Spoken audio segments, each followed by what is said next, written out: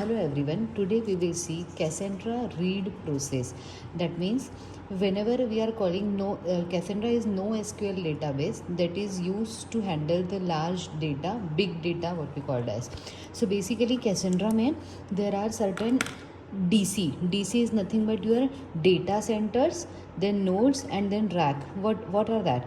So basically data centers, in Cassandra there are certain nodes which are connected to each other.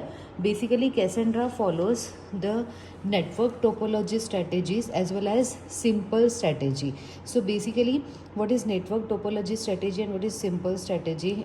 It depends on your replication factor. As we already seen in our previous video, replication factor is nothing but आपका data कितने nodes पे present है, that we call as replication factor. If the replication factor is 2, that means one is master node and another one is your duplicate node. So replicated file is there present. Okay, so the replication factor, if it is 3, then one is master copy and 2 are your duplicate copies. Okay, so अगर मुझे Cassandra को use करके अगर read करना है data तो हम कैसे करेंगे, इस टाइप के न्यूमेरिकल्स आपको पूछे जाते हैं एग्जाम में. सो बेसिकली आज हम वो देखने वाले हैं. ठीक है, तो यहाँ पर आपको बताया है there are DC1, DC2 and DC3. DC1 consist of rack 1 and rack 2. Rack 1 from node 1 to 4, rack 2 from node 5 to 8. तो हम स्टेप बाय स्टेप इसको करते जाएंगे. ठीक है, तो सबसे पहले आपको बोला है कि यहाँ पर 3 डेटा सेंटर्स है. ओके, तो हम लोग 3 डेटा सेंटर्स बना लेंगे इस तरीके से. ये हुआ मेरा DC1, ये हुआ मेरा DC2 और ये हुआ मेरा DC3. ठीक है, अब DC1 में आपको बताया है there are 2 racks, rack 1 and rack 2. ठीक है, तो ये हुआ मेरा बेसिकली रैक 1 और ये हुआ मेरा रैक 2. DC2 में आपको एक ही रैक दिख रहा है, रैक 3. ठीक है, और DC4 में आपको दिख रहा है रैक 4.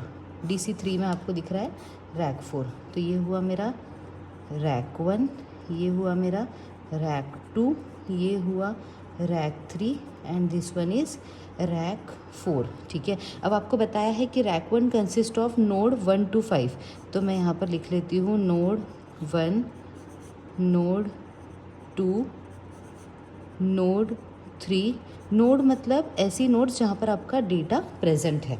ठीक है, नोड रैक 2 में आपके कौन कौन से हैं? Node 5, node 6, node 7 and node 8.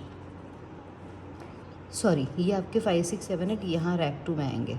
Node 5, node 6, node 7 and node 8. ठीक है, रैक 3 में आपके पास आएंगे नोड 9, 10, 11 एंड 12 एंड लास्ट में आएंगे आपके 13, 14, 15, नोड 13, नोड 14 एंड नोड 15. तो ये बेसिक स्ट्रक्चर जो हमको दिया था वो हमने बना लिया. ठीक है, अब आपको बताया है यहाँ पर replication strategies, network topology strategy with replication factor DC1 के 2 है, DC2 का 2 है और DC3 का 1 है.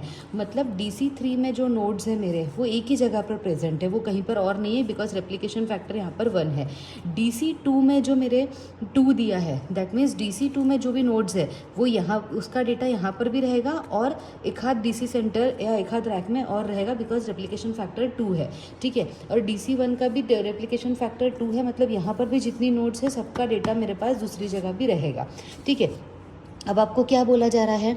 Assume that data row 3 is replicated on the following nodes. आपको बताया है कि डेटा रो 3 मतलब ये कोई एक डेटा है. ठीक है, ये डेटा आपका इतनी जगह पर रेप्लिकेटेड है. कहाँ कहाँ पर है? नोड 12 पे दिया है यहाँ पर.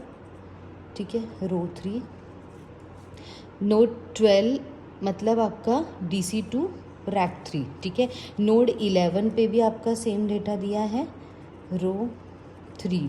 नोड 5 पे भी दिया है, ये है मेरा नोड 5. ठीक है, ये आपको सब गिवन है.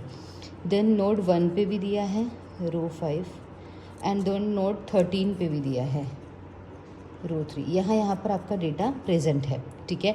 If a client process is running on node 12, ठीक है, अगर मेरा क्लाइंट प्रोसेस कहाँ पर है अभी, इस वाले नोड पे अगर अभी चल रहा है, ठीक है, and want to access data row 3, what will be the preference for read. तो बेसिकली क्या पूछा जा रहा है आपको कि अब ये जो डेटा है आपका वो यहाँ पर प्रेजेंट है, कहाँ पर प्रेजेंट है आपको बताया जा रहा है, ठीक है, बता दिया है। अब आपका क्लाइंट प्रोसेस जो है वो कहाँ पर है, नोड 12 पे। तो हमारा कैसेंड्रा रीड प्रोसेस क्या बोलता है कि इफ़ एनी नोड फेल्स, अगर कोई भी नोड फेल होती है तो सबसे पहले वो कहाँ चेक करेगा, सेम रैक में चेक करेगा, ठीक है।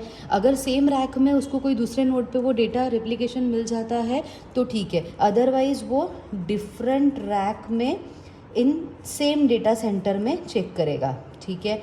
अब जैसे यहाँ पर तो दूसरा रैक ही नहीं है तो हमें दूसरे डेटा सेंटर पे जाना पड़ेगा। तो पहले हम कहाँ चेक करेंगे, सबसे पहले सेम रैक में, अगर वहाँ नहीं मिला तो दूसरे रैक में उसी डेटा सेंटर के, अगर वहाँ भी नहीं मिला तो दूसरे डेटा सेंटर पे, चाहे वो 1 हो या 3 हो, जो भी, ठीक है। तो अभी मुझे क्या बोला जा रहा है, पहले मेरा डेटा कहाँ पर है, नोड 12 पे है, रो 3 जो डेटा मेरा चल रहा है वो नोड 12 पे है। तो अगर नोड 12 फेल होता है तो वो क्या चेक करेगा, उसी रैक में कहीं है क्या, तो उसी रैक में वो नोड 11 पे भी है, तो इसके बाद क्या आएगा, नोड 11। अगर मुझे यहाँ पर भी डेटा फेल होता है तो वो क्या करेगा, अब यहाँ दूसरा रैक तो है नहीं तो वो या तो इस डेटा सेंटर में जाएगा या तो इस डेटा सेंटर में जाएगा, आप कोई भी ले सकते हो। तो सपोज़ मैं इस डेटा सेंटर में आती हूँ तो यहाँ पर भी वो पहले नोड 1 में भी जा सकता है, नोड 5 पे भी जा सकता है, ठीक है।